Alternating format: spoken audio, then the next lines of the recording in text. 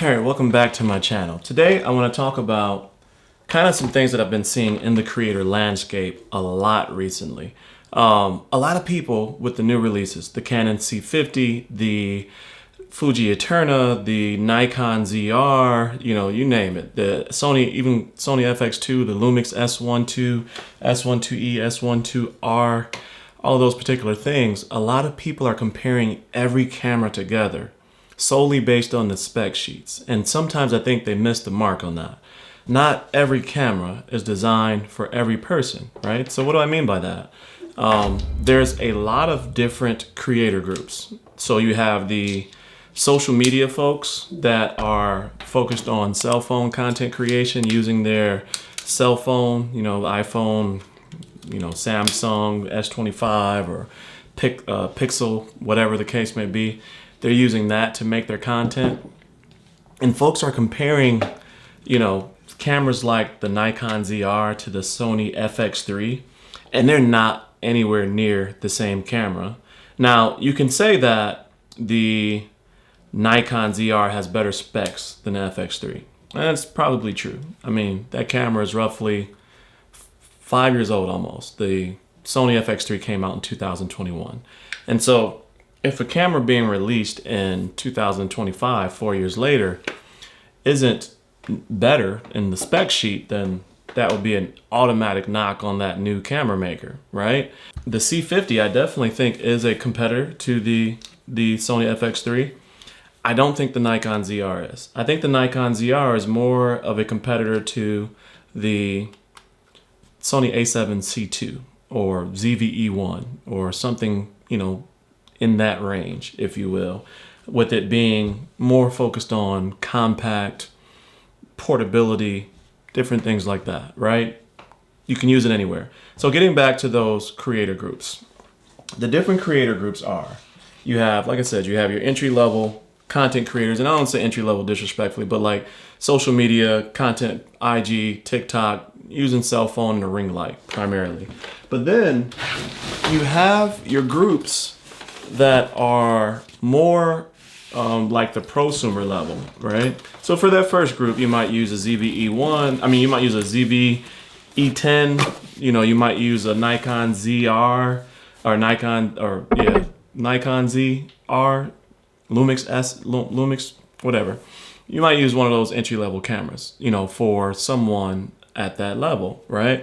But when you start getting into prosumer space, right, you're talking about bridge the gap cameras. So your Sony FX3s, FX30s, your Canon C50s, your Pixis 6K, right? Those cameras kind of bridge the gap between your prosumer space and your professional space.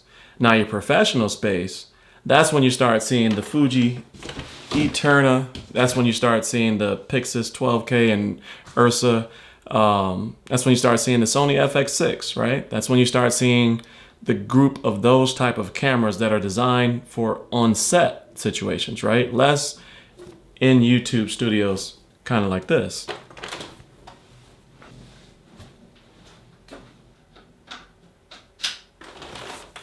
People are talking about the features, and they're saying, Sony, Canon, you don't have to make every camera smaller, right? No, you don't. But I think there's a really important thing that everybody is forgetting about. The content creation evaluation is expected to double between now and 2030.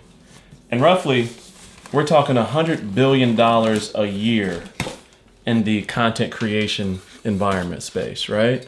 Now, there is a consensus, I think, among pro type people that are DPs and on-set type folks, that industry is changing. A lot of content is starting to be on the YouTube space. YouTube, Netflix, Amazon, different places like that. The content landscape is definitely changing. And so with that being said, you're wondering, why are these cameras starting to become smaller and smaller? Well, it's because the landscape of the creator is changing. It's no longer focused on the big movie sets where You can carry around a Ari Alexa, you know, some of those larger broadcast style cameras. You know, you're not going to carry those cameras around when you're filming YouTube setups, right? So imagine walking around downtown doing a vlog, standing in front of somebody walking backwards with a shoulder rig on, right? That doesn't make sense. Since the creator economy is changing and the roles are starting to go more towards that type of work, that means that the cameras have to be smaller. They have to be more portable. And with that, it means you have to give up some of those features that typically would be in a larger cinema body. So it's not that the camera industry, the Sonys, the Panasonics, the Lumix, the Canons, etc. It's not that they are not making what you want. It's that they already have the data to tell you where the industry is heading. And so that's why they're making cameras smaller. I mean, that's what we call in the product management space trade-offs. And what a trade-off is, it means that you have to give up something to get something. A portable setup that has to be smaller, then we're going to have to give up something.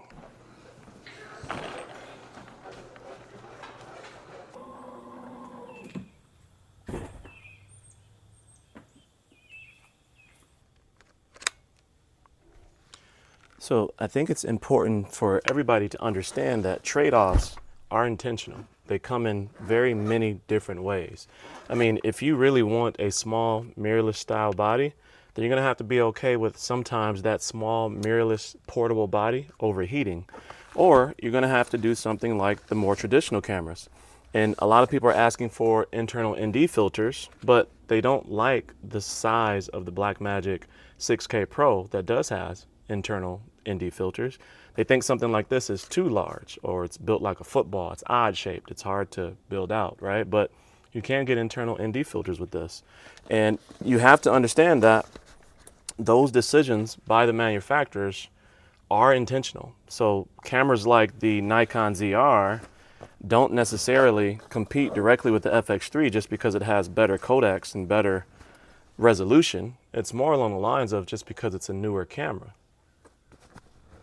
Lastly, I think it's really important to understand that just because you're not in the film industry, it doesn't mean that cameras aren't important to you and that you don't use them as much as somebody in the film industry. For instance, I was a YouTube tech reviewer for 3.5 years. I touched my Sony a7S III, FX30, and my a7C II daily. And I never needed open gate. I never needed internal ND filters. I never needed ProRes RAW. I never even used RAW until recently to do any of the stuff that I did in that particular space. And I purchased almost $20,000 worth of gear. And I never needed any of those high features that everybody's complaining about.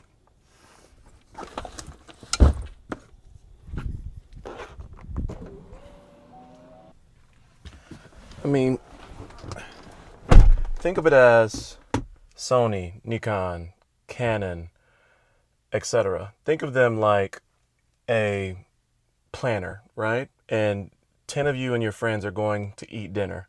Now, I'm vegetarian. You may be a meat eater. So we don't eat the same cuisine. Now, we're all hungry, but we may not end up at the same place. So Sony can make a camera for every single person out there, but while the majority of you may end up going with barbecue, me and maybe the one vegan in the group are going to go get falafel, right? And so with that being said, Sony is basically a planner. They can make cameras for everybody, but they're not always able to make a camera for everybody at the same time. You may not like every camera, and you're not going to buy every camera, and that's completely fine. Consider subscribing, joining the Cozy Coalition. And as always, stay cozy in that crazy world, and I'll see you in the next video. Peace.